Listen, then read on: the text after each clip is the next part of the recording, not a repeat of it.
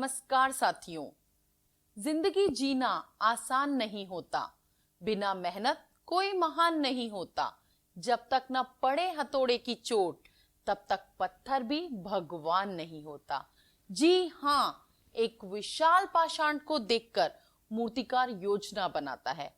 कैसे आंख बनानी है, कैसे हाथ बनाने हैं, कैसे पैर बनाने हैं, कैसे सिर बनाना है, कैसे शरीर की रचना करनी है। इसके लिए मूर्तिकार उस पत्थर में लाखों करोड़ों हथौड़े मारता है, तब जाकर मूर्ति बनती है और जिंदगी भर पूजी जाती है।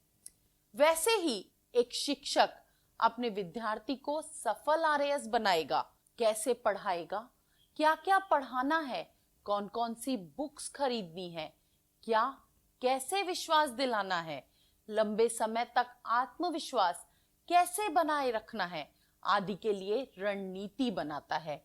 24 घंटे विद्यार्थी की सफलता के लिए सोचता है। अपने विद्यार्थी को आरएएस टॉप करवाना चाहता है। मैं हूं डॉक्टर निधि चतुर्वेदी। एक ऐसी रणनीति जो 100% आरएएस बनाती है। रणनीति से पढ़ने वाला विद्यार्थी टॉप रैंक प्राप्त करता है। देखिए और जानिए आरएएस शून्य से शिखर वेब सीरीज के इस एपिसोड में BL Meena sir RAS topper 2007 के द्वारा। नमस्कार सर। नमस्ते मैडम। शून्य से शिखर वेब सीरीज के इस एपिसोड में आपका स्वागत है। Thank you madam. सर, सभी विद्यार्थी ये जानने के लिए बेताब हैं कि ऐसे कौन कौन से बाधक तत्व हैं जो उन्हें आरएएस में असफलता दिलाते हैं। वह साथ ही में वह ये भी जानना चाहते हैं कि ऐसे कौन से सहायक तत्व हैं जिन्हें अपनाकर वो आरएएस में टॉप रैंक प्राप्त कर सकते हैं। जाने अनजाने में गलतियों का इतना अभ्यास हो जाता है कि अब जानबूझकर भी गलतियां नहीं भी करेंगे तो भी गलतियां रिपीट होगी। उन बाधक तत्वों के कारण जिन्हें वो बाधक नहीं मानता है, जिन्हें वो अपने लक्ष्य में सहायक मानता है, लेकिन किस तरह से अनजाने में, जैसे मेहनत नहीं करना, हमेशा सपने ही बनाना, सुबह लक्ष्य बनाना, रात में लक्ष्य बदल देना, किताबों की लिस्ट बना लेना लेकिन खरीदना नहीं, रजिस्टर बाजार से खरीद लेना लेकिन लिखना कुछ नहीं, कोचिंगों में जाकर फीस जमा करा देना लेकिन क्लास में पढ़ना नहीं, सुबह से शाम तक किसी भी प्रकार का कोई प्लान नहीं। महीना निकल गया,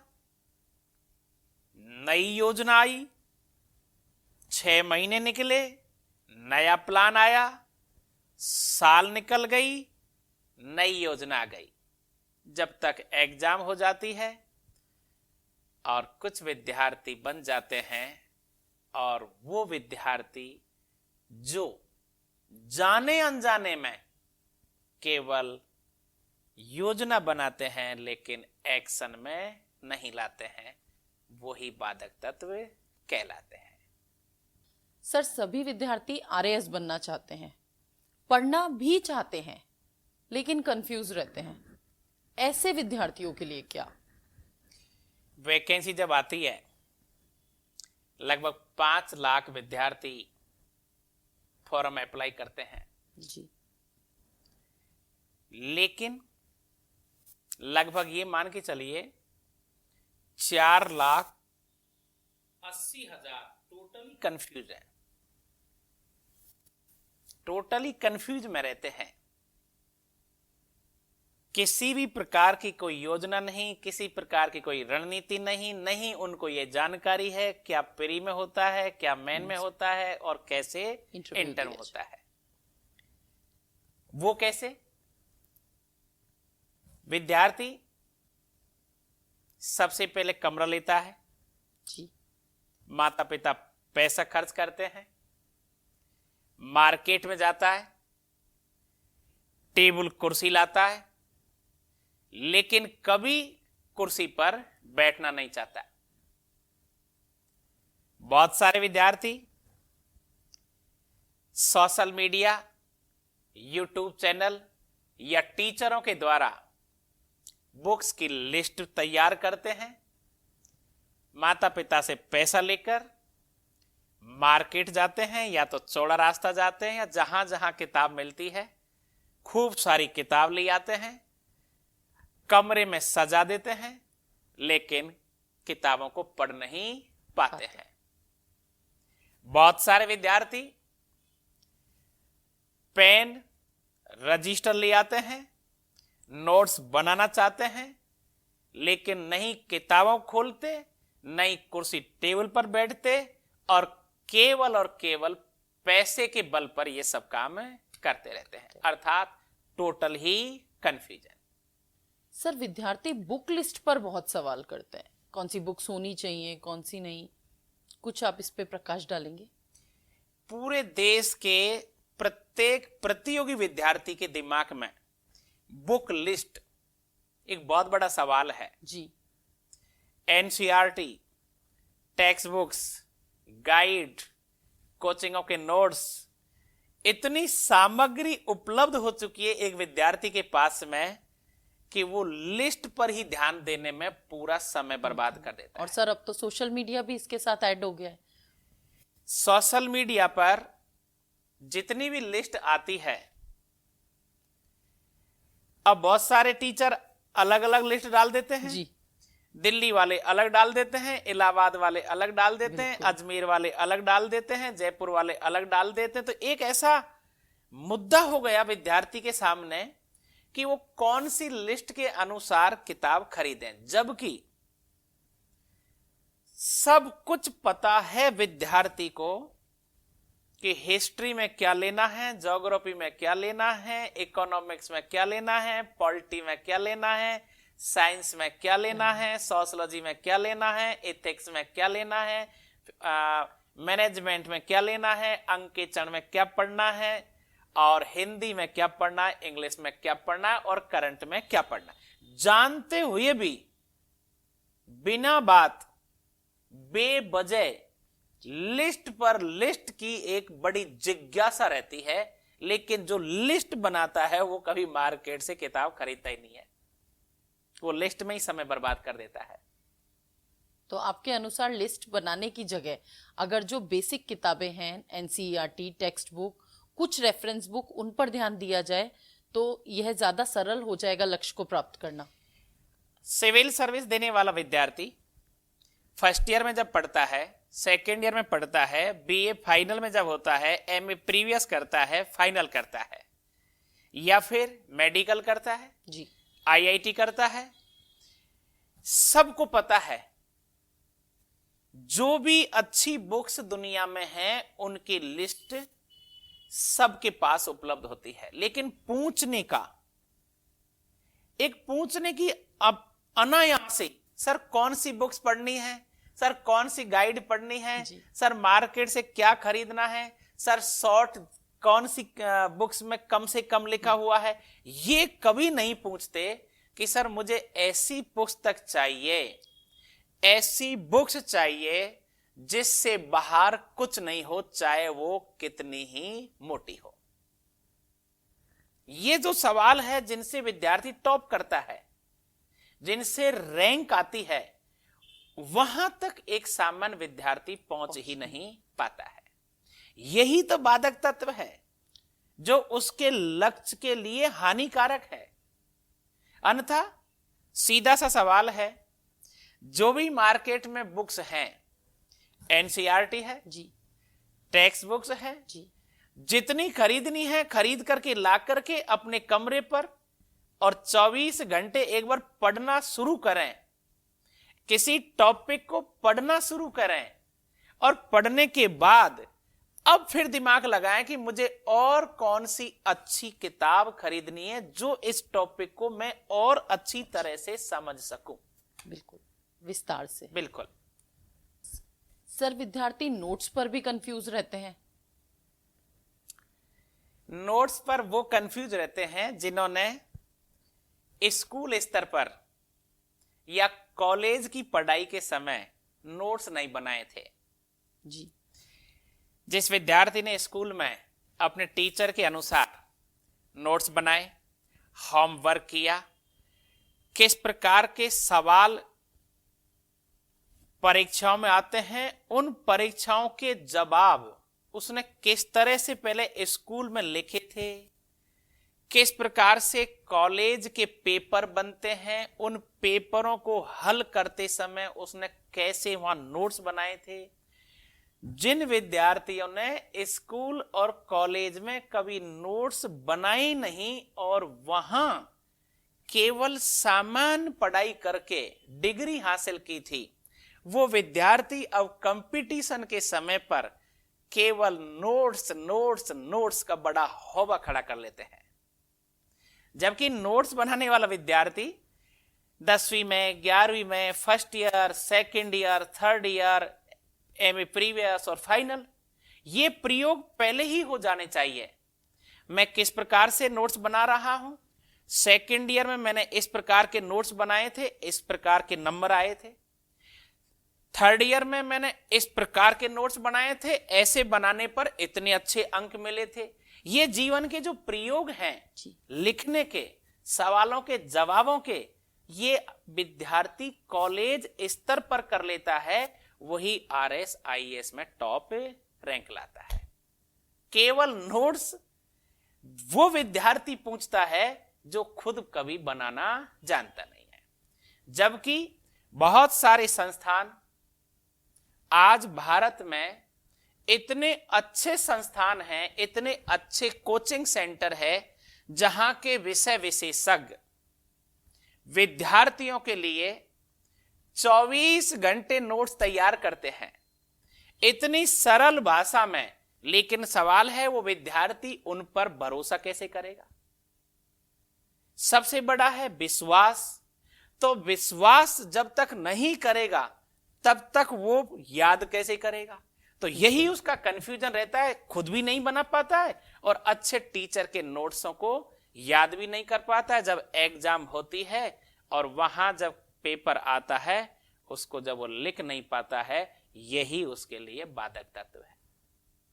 इसलिए महत्वपूर्ण है विश्वास करें, या तो खुद 24 घंटे किताब पढ़ें, पहले रफ वर्क करें, टॉपिक को समझें, टॉपिक को समझने के बाद पुराने पेपर जो आते हैं लास्ट ईयर एग्जामों के, उन पेपरों के अनुसार खुद एक किताब नहीं अनेक किताब रखें, एनसीईआरटी रखें, बोर्ड्स की किताब रखें, बहुत अच्छे विश्वविद्यालय के टीचरों के द्वारा, विषय विशेषज्ञों के द्वारा अच्छी अच्छी पुस्तक लेकर के उनमें से जो सार गर्भित होता है उसे लिखें, सरल भाषा में बनाएं। एक बार नहीं, 2 बार नहीं, 3 बार बल्कि 4 बार लिखने की कोशिश करें। जब एग्जाम होती है, जो विद्यार्थी ऐसा करते हैं वो निश्चित रूप से आरएस प्रॉपर बनते हैं, आईएएस प्रॉपर बनते हैं। सर सभी विद्यार्थी 24 घंटे पढ़ने की बात करते हैं, यह क्या है? 24 घंटे कोई नहीं पढ़ सकता। 24 घंटे पढ़ने का प्लान बनाते हैं सिर्फ कि मुझे 24 घंटे पढ़ना है जी। ये प्लान कब बनता है? मंगलवार को, बुधवार को। अब जैसे ही प्लान बनेगा सुबह कल से पढ़ना है, तो फिर दिमाग में आता है नहीं अगले सोमवार से पढ़ना है। फिर जैसे ही कोई नई बात आ जाती है बीच में, फिर दिमाग लगता है नहीं बुधवार से बैठना है। जैसे ही बुधवार को कोई नया काम आ जाता है, फिर वापस वो सोमवार चला जाता है। जैसे ही सोमवार आता है, इस प्रकार से 360 दिन निकल जाते हैं और 24 घंटे वो विद्यार्थी कभी पढ़ नहीं पाता है, और वो कभी सोमवार नहीं आता। सर अधिकांश विद्यार्थियों का मन बेचैन क्यों रहता है? वो लोग सेटल होके कोई काम क्यों नहीं कर पाते? मन बेचैन सबका होता है, चाहे वो विद्यार्थी हो, चाहे व्यवसायी हो, चाहे पॉलिटिशियन हो, चाहे किसान हो। हर व्यक्ति का मन बेचैन जब होता है जब वो जो चाहता है, जो मन चाहता है वो नहीं कर पाता है। विद्यार्थी पढ़ना तो चाहता है, जी सोचता भी है। बिल्कुल। जैसे ही सोचता है कि आज मैं पढ़ूंगा, जब तक किसी दोस्त का फोन आ जाता है या फिर कोई नया काम आ जाता है। अब पूरा दिन सुबह से शाम तक बहुत सारे विद्यार्थी ऐसे हैं जो सुबह से शाम तक अपने मित्रों के साथ केवल गप-सप में बर्बाद कर देते हैं।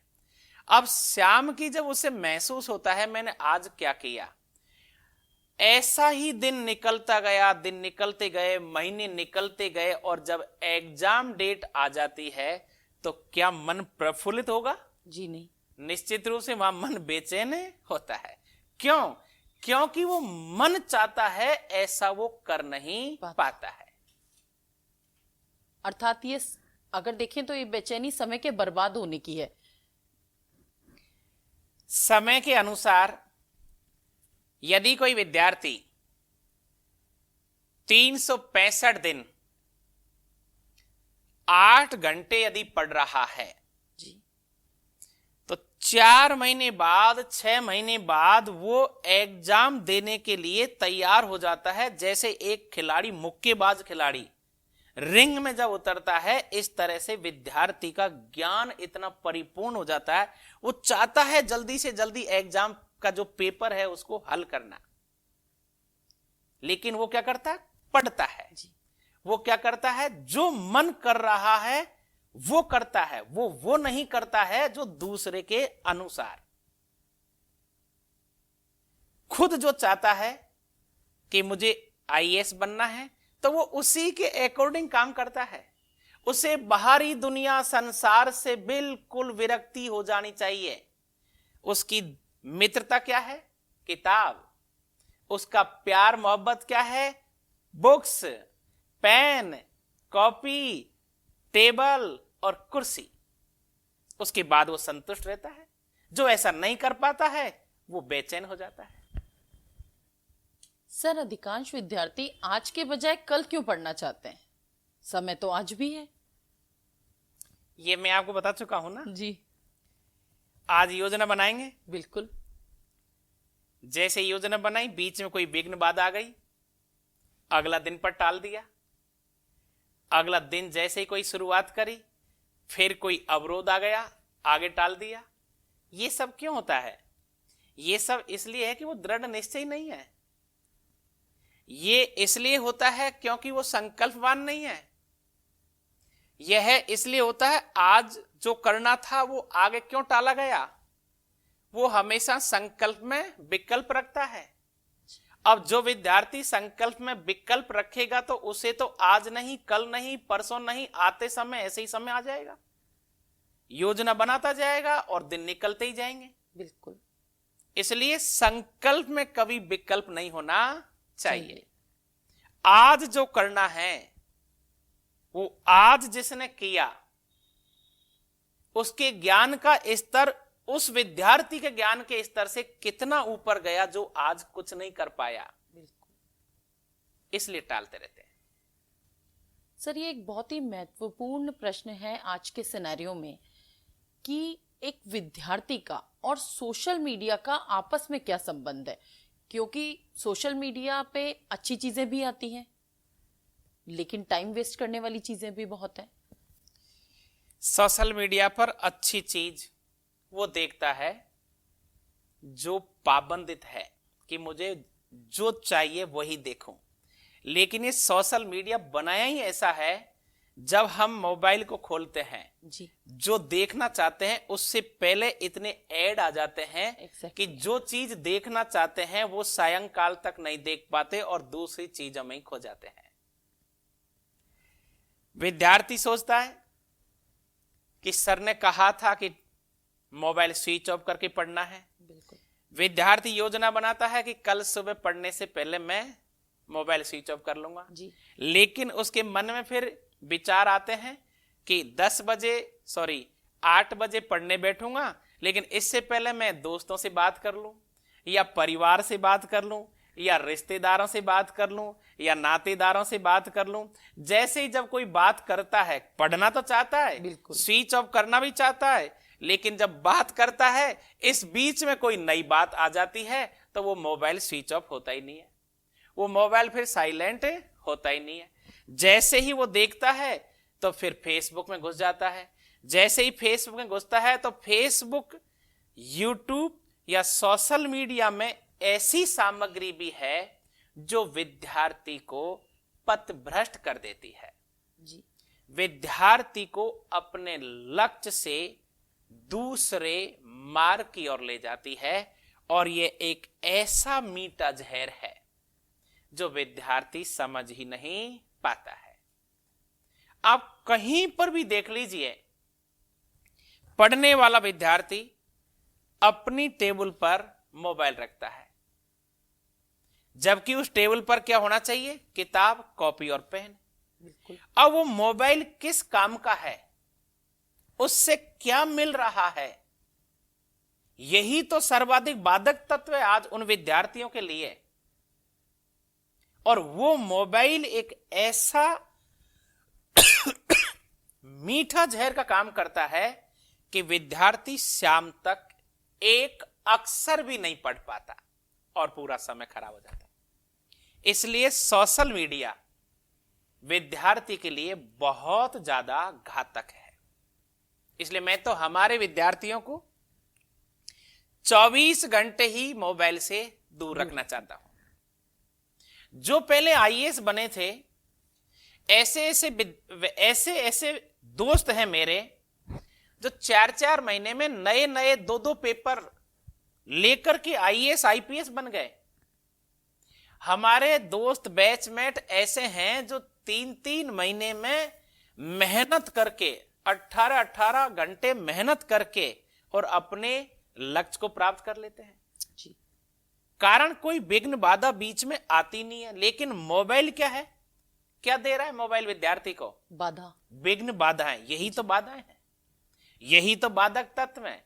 अब इसको वो समझ नहीं पा रहा कि ये बाधक तत्व है या सहायक तत्व है। इसलिए मोबाइल विद्यार्थी के लिए बहुत ज्यादा हानिकारक है। सर कई विद्यार्थी प्लान तो बनाते हैं लेकिन उन पे इम्प्लीमेंट नहीं कर पाते, उनको लागू नहीं कर पाते। सर विद्यार्थी प्लान तो बनाते हैं लेकिन उन प्लान को लागू नहीं कर पाते, ऐसे विद्यार्थियों के लिए आपके क्या विचार हैं? मैंने शुरुआत में कहा, जाने अनजाने में गलतियों का इतना अभ्यास हो चुका है, जाने अनजाने में गलतियों का इतना अभ्यास हो चुका है कि अब जानबूझ करके भी गलती नहीं करेंगे, फिर भी गलतियां ही गलतियां रिपीट होगी। जब एक बार बाहरी चकाचौंध, भौतिक जगत, काम वासनाएं, भोग विलास में जब विद्यार्थी जकड़ गया, विपरीत लिंग के प्रति आकर्षित हो गया, प्यार प्रेम में पड़ गया, तो जो वो करना चाहता था, जिन माता पिताओं से ये कह रहा था कि मुझे क्या करना है, वो कुछ और कर बैठा। उसके पास प्लान है ही नहीं है। प्लान बनाने वाला कभी भी मुंह से प्लान नहीं बनाता, वो डायरी में लिखता है। वो सुबह से शाम तक अपने प्लान को एक्शन में लेता है। बिल्कुल। लेकिन जो प्लान बनाते ही बनाते रहते हैं, उनके प्लान पढ़ने की बजाय दूसरे प्लान बन जाते हैं। वो ऐसी दुनिया के मकड़ जाल में फंस जाते हैं कि वहां से निकल ही नहीं पाते हैं। बहुत स्पष्ट रूप से समझा रहा हूं मैं।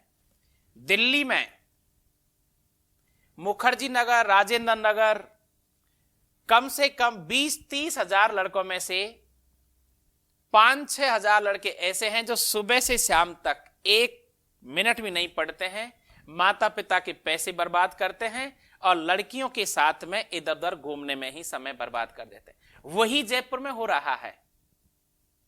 अब वो इस मकड़ जाल में जब फंस जाते हैं इस चकाचौंध की हवा में जब भीतर घुस जाते हैं तो उनको लग रहा है कि इससे कोई फर्क नहीं पड़ रहा। लेकिन ये एक ऐसी दुनिया है जहां जब वो विद्यार्थी भीतर चला गया, अब वो उसको निकलना बहुत मुश्किल है। यहां मैं स्पष्ट और बता देता हूं, बहुत सारी बेटियां जी गलतियों के कारण, उन बेटाओं की गलतियों के कारण प्रेग्नेंट हो जाती है। जी अब जो विद्यार्थी माता पिता के पैसे के कारण पढ़ रहा है, RS pre, RS mains, RS interview या आईएएस या फिर आप ये कह लीजिए सभी कंपटीशन की एग्जाम, बिल्कुल। वो पढ़ना चाहता है, लेकिन वो कौन सी दुनिया में चला गया जहां से निकलना मुश्किल है। अब वो जिस समस्या में फंस गया, तो क्या उस समस्या का हल करेगा या पढ़ाई करेगा? ये सबसे बड़ी आज विचित्र बात है। यहां मैं ये भी कह सकता हूं कि माता पिता की भी गलती होती है। इसलिए प्रत्येक माता पिता जो मेरी बात को सुनना चाह रहे हैं या सुन रहे हैं, ध्यान रहे, हर माता पिता को अपना बेटा बेटी अच्छा लगता है, बिल्कुल। अपना बेटा बेटी पर वो अति विश्वास करते हैं, लेकिन ध्यान रहे अपने बेटा बेटियों पर अति विश्वास न करके बीच बीच में उन्हें संभालते रहें, उन्हें उनके लक्ष्य को ध्यान दिलाते रहें, उनकी किस प्रकार की प्रोग्रेस चल रही है, वो टेस्ट पेपर दे रहे हैं तो क्या परफॉर्मेंस कर रहे हैं, Exactly. वो अच्छे टीचरों की संगत में है या नहीं है, वो अच्छे मित्रों के साथ सुबह से शाम तक पढ़ के डिस्कस कर रहे हैं या नहीं कर रहे हैं, या फिर ये भौतिक जगत की दुनिया में जकड़ चुके हैं। तो निश्चित रूप से मानिए वो माता पिता भी बेचारे जिंदगी भर दुखी हो जाते हैं। इसलिए प्लान तो क्या बनाना था और बने क्या गया था। सर, हम अपने आसपास देखते हैं कि जो विद्यार्थी है वह पढ़ना चाहता है, पढ़ता है, लेकिन कई बार ऐसी सिचुएशंस आ जाती हैं कि वो अपने घर वालों की तरफ से या रिश्तेदारों की तरफ से दबाव महसूस करने लगता है और वो उनको नाराज नहीं करना चाहता। तो ऐसे में वो क्या करे? वो कमजोर है। जो दूसरे को नाराज नहीं कर सकता वो कायर है, वो पूरी तरह से कमजोर है। उसके पास कोई स्पष्ट इरादा नहीं है, आज दिन में उसे क्या करना है कोई वजूद ही नहीं है। जो व्यक्ति जो लड़का सामाजिक बन चुका है, सुबह जगता है, थड़ी पे जाकर चाय पीता है, थड़ी पे जाकर जब चाय पीता है तो वहां पर बहुत सारे मित्र मिलते हैं, बहुत सारे मित्र मिलते हैं। उन मित्रों में से, उन दोस्तों में से या तो किसी की शादी होती है या किसी उस दोस्त के बहन और भाई की शादी होती है। अब वो विद्यार्थी न चाहते हुए भी उस मित्र को नाराज नहीं करना चाहता, क्योंकि उसके बहन भाई की शादी में जाता है। वो यदि वो सामाजिक ज्यादा हो रहा है तो प्रतिदिन आए दिन गांव में हमेशा आयोजन होते रहते हैं, राजनीतिक घटनाएं घटती रहती है, आए दिन त्योहार आते हैं, आए दिन जन्मदिन आते हैं। अर्थात वो जो कायर लड़का है, जो घबरा जाता है किसी के नाराज होने को लेकर कि मैं यदि मेरे दोस्त की बहन की शादी में नहीं जाऊंगा तो वो नाराज हो जाएगा, मेरे अड़ोसी पड़ोसी काका बाबा नातेदार रिश्तेदार आदि के प्रोग्राम में नहीं जाऊंगा तो वो नाराज हो जाएंगे। उस नाराजी को वो यहां क्या महसूस करता है, यदि वो नाराज हो जाएंगे कभी मेरी शादी होगी तो वो नहीं आएंगे। जबकि उसे करना क्या था, उसे किसे दोस्ती करनी थी? किताबों से जी। उसे सुभाष की तरह, उसे विवेकानंद की तरह किताबों से मोहब्बत करनी है, उसे किताबों से रिश्तेदारी जोड़नी है, उसे पेन कॉपी रजिस्टर नोट्सों को अपना बनाना है। जिस दिन वो उनमें गूंथ जाता है उस वक्त ऐसा विद्यार्थी केवल और केवल अपने सिलेबस के अनुसार सुबह से शाम तक उसे ये पता है कि 1 साल बाद मेरी एग्जाम होगी और मैं 1 साल में 365 दिन में एक दिन भी खराब करूंगा, एक दिन भी यदि खराब करूंगा तो निश्चित रूप से मैं लक्ष्य से भटक सकता हूं। बिल्कुल।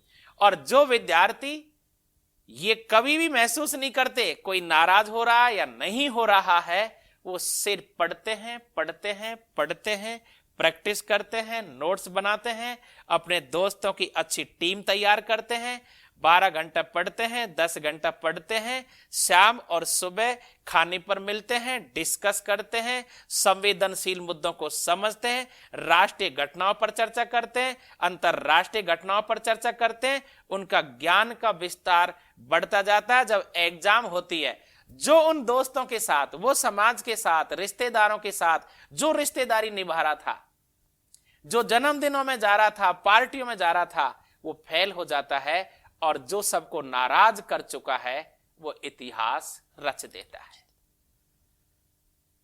सर, इसमें क्या हम अपनी परवरिश की गलती मानते हैं? क्योंकि हम बच्चे से बचपन से यही कहते हैं कि मनुष्य एक सामाजिक प्राणी है और उसको समाज को साथ में लेते हुए चलना चाहिए, परिवार में बड़ों की बात माननी चाहिए, उनकी आज्ञाओं का पालन करना चाहिए। तो अब जब वो बच्चा इस तरीके का नेचर का बन गया है, तो वो किस तरह से अचानक अपने नेचर को परिवर्तित करके और सबकी बातों को ठुकराएगा? तो क्या ये हमारे उसे प्रतियोगी परीक्षा का फॉर्म अप्लाई नहीं करना है, उसे सरकारी नौकरी का सपना नहीं पालना है, उसे राजा राम बनना है, दयानंद सरस्वती बनना है, उसे विवेकानंद बनना है, शंकराचार्य बनना है, महावीर स्वामी बनना है, गौतम बुद्ध बनना है। यदि वो समाज हित में काम करता है तो समाज हित में सुबह से शाम तक काम करेगा, अच्छा काम करेगा, समाज उसे भी महत्व देगा। लेकिन यदि नाव एक है तो एक ही नाव पर बैठेगा तो ठीक है, और दोनों नावों पर पैर रखेगा कि इधर प्रतियोगी परीक्षा दे करके वो अफसर बनना चाहता है और इधर पूरा समाज का हीरो भी बनना चाहता है, वो सफलताएं कभी नहीं मिलती है। तो विद्यार्थियों, सर के इस जवाब से आपको यह तो पता चल गया है कि अगर आपको आरएएस ऑफिसर या आईएएस ऑफिसर बनना है तो आपको सामाजिक न होकर पढ़ाई पर पूरा ध्यान देना पड़ेगा। Thank you so much sir इस चीज को क्लियर करने के लिए, क्योंकि आज के युग में बच्चे इस चीज को बिल्कुल समझ नहीं पाते हैं और विद्यार्थी इसे बाधक तत्व न मानकर साधक तत्व की तरह लेते हैं कि परिवार और समाज मेरी सहायता करेगा। वो समझ ही नहीं पा रहा है कि साधक तत्व क्या है, सहायक तत्व क्या होते हैं, बाधक तत्व क्या होते हैं। Thank you so much. आज बहुत सारे विद्यार्थी बहुत सारे राजनेताओं के साथ रह करके इस वहम में रहते हैं, बहुत सारे विद्यार्थी बहुत सारे अफसरों के साथ रह करके उनकी सेवा चाकरी में इस वहम में रहते हैं कि ये मेरे काम आएंगे। इसलिए माय डियर फ्रेंड्स, ध्यान रहे, किताब दुनिया में जो काम आती है वो कोई नहीं आता है। आपके नोट्स जो काम आते हैं वो कोई नहीं आता है। आप जो चाहते हो वो बन सकते हो अपनी किताबों से मित्रता करके जी। इसलिए जितने भी बाधक तत्व हैं उन्हें विद्यार्थी सहायक तत्व समझ लेता है जी, जबकि वो क्या है, उसका अज्ञान है। अब ये जो ज्ञान और अज्ञान है, इसको जब कोई समझ लेगा तो निश्चित रूप से देखिए, उसी क्लास में से जी, उसी कोचिंग की क्लास में से वही टीचर पढ़ा रहे हैं, लेकिन जब रिजल्ट आता है तो उसी क्लास में से एक विद्यार्थी टॉप करता है और दूसरा विद्यार्थी फेल हो जाता है। ऐसा क्यों? यह समझने की आवश्यकता है। सर, एक विद्यार्थी शराब सिगरेट नहीं पीता है, न किसी प्रकार का नशा करता, लेकिन वो ऐसे लोगों के साथ बैठने लग जाता है जो शराब नहीं पीता, सिगरेट नहीं पीता, गुटखा नहीं खाता, लेकिन वो कहां बैठ रहा है? शराबी के पास, बिल्कुल, सिगरेट पीने के पास, बिल्कुल, गुटखा खाने के पास। अब वहां वो 2 घंटा या 4 घंटा बैठा है तो वहां उसे कौन सा ज्ञान मिल रहा है? इसलिए वो महसूस तो ये कर रहा है मैं तो पीता ही नहीं हूं। जब उसके घर वाले या उसका कोई टीचर उसे जब टोकता है तो कहता है सर मैं तो हाथ नहीं लगाता, मैं तो वहां बैठा ही था। जी। लेकिन वह चर्चा क्या हो रही है, वहां वो सीख क्या रहा है, वो वहां सीख कुछ नहीं पा रहा, वो समय नष्ट कर रहा है। उसे कहां बैठना चाहिए? वो 4 घंटे जब वो शराबी के पास बैठा हुआ है तो उसे लाइब्रेरी में बैठना चाहिए, अपने कमरे में टेबल कुर्सी पर बैठ करके लिखना चाहिए। इसलिए बहुत सारे विद्यार्थी जो कहते हैं कि मैं पीता तो नहीं हूं सर, मैं तो वैसे ही उसके पास बैठा था, कदापि नहीं बैठे, क्योंकि वहां आपको वो ज्ञान नहीं मिलेगा जहां आपको लाइब्रेरी में या किताबों में मिलेगा। इसलिए समय बर्बादी के अलावा ऐसा कुछ नहीं है। सर, एक विद्यार्थी न चाहते हुए भी जो आज की बाहरी दुनिया की चक्काचौंध है, प्यार, प्रेम, विपरीत लिंग के लिए आकर्षण, इन सबको सहायक समझने लग जाता है, या ये बाधक हैं? इस पर प्रकाश डालिए। ईश्वर ने बनाई ऐसा है, देवता भी नहीं बच पाए, ऋषि मुनि भी नहीं बच पाए, लेकिन हमारे ऋषियों ने, ज्ञानियों ने, धर्म शास्त्रियों ने 4 आश्रम बनाए, पुरुषार्थों का निर्माण किया है जी। ब्रह्मचर्य का पालन करना विद्यार्थी का यहां कर्तव्य क्या है। यौवन अवस्था जो है, जो अपने शरीर को साध लेता है जी जहां उसका कार्य क्या है, पढ़ना। जी जी। अब यदि वहां वो अपने शरीर को नहीं साध पाता है, मन उसका बाहरी जगत में भटकता है, भौतिक भोग विलास काम वासना में जब यदि वो डूब जाता है तो फिर वो अपने लक्ष्य को कभी हासिल नहीं कर पाता। इसलिए धर्म शास्त्रों में जो लिखा हुआ है, ज्ञानियों के द्वारा जो समझाया गया है, जिसकी पालना ऐसा विद्यार्थी कर लेता है, वो अपने पौरुषत्व शक्ति को, अपनी स्मरण शक्ति को, अपनी विवेक और बुद्धि को अपने लक्ष्य पर अर्जुन के निशाने की तरह साध लेता है। वही IAS, IPS, IRS, RS, RPS, DTO, ACTO बनता है। इसलिए ध्यान रहे प्रिय विद्यार्थियों कि आप युवा हैं, जवान हैं, लेकिन जिसने इस जवानी को साध लिया वही इतिहास रच देता है। भगत सिंह है, सुभाष है। अब कोई ये कहे कि क्या ये संभव है? हां, निश्चित रूप से संभव है। जब डाकू रत्नाकर वाल्मीकि बन सकता है, जब मूर्ख कालिदास विद्वान बन सकता है, तो भटका हुआ विद्यार्थी भी यदि अच्छे शिक्षकों के पास रह करके, कि कर्तव्य विमूढ़ विद्यार्थी अच्छे मार्गदर्शक के पास रह करके वो उपलब्धि हासिल कर सकता है जो रत्नाकर और कालिदास ने की थी। तय ये करना पड़ेगा कि मार्गदर्शक अनुभवी तजुर्बेदार है या नहीं। सर, क्या यह मीठा जहर है या विद्यार्थी का ज्ञान है? जब हम अमरूद खरीदते हैं तो खरीदते समय बोलते हैं कि अमरूद मीठे हैं या नहीं, लेकिन जब हम अमरूद खाते हैं तो उसमें नमक डालते हैं। जब अमरूद खरीदते समय कहते हैं अमरूद वाले से कि मीठे देना, लेकिन जब हम खाते हैं तब उसमें हम नमक डालते हैं। जो मीठा जहर होता है उसका पता चलता ही नहीं है, और तब तक वो विद्यार्थी की उम्र हो जाती है, हताश हो जाता है, निराश हो जाता है, पथभ्रष्ट हो जाता है और बेरोजगारी का सामना करके डिप्रेशन में चला जाता है। इसलिए इस बाहरी दुनिया और चकाचौंध को छोड़ करके सिर्फ और सिर्फ केवल पढ़ाई, केवल पढ़ाई, केवल पढ़ाई, वो सहायक तत्व जो एक सामान्य विद्यार्थी को टॉप रैंक दिलाते हैं, उन्हीं सामान्य तत्वों को सहायक बनाएं और बाधक तत्वों को त्याग देना चाहिए। सर, क्या भोग विलास और काम वासना से विद्यार्थी को बचाया जा सकता है? निश्चित रूप से बचाया जा सकता है। संगत के द्वारा सुबह से शाम तक